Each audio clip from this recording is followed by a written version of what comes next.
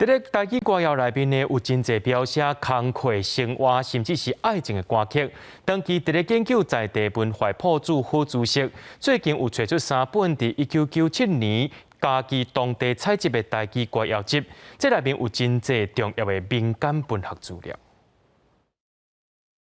要受啥人教阮头，害阮一人啊两只狗。简单的歌词，唱出男女伫甘蔗沟约会的情景，阁有真侪反映迄当阵社会风气的歌谣，拢是由伫1997年台语歌谣甲文学研究者黄德勇带领团队采录的东石甲六卡乡闽南语歌谣集内底。客人有迄个山歌对唱嘛，啊，咱遮嘛是有咱的歌，吼，这个咱像迄个北方是《诗经》，吼，南方是《楚辞》，吼，这记录的物件就是咱为民间生出。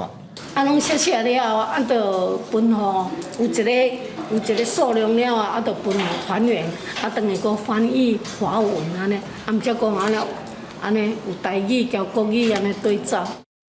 真可惜，真可惜，两人拍算拢毋着。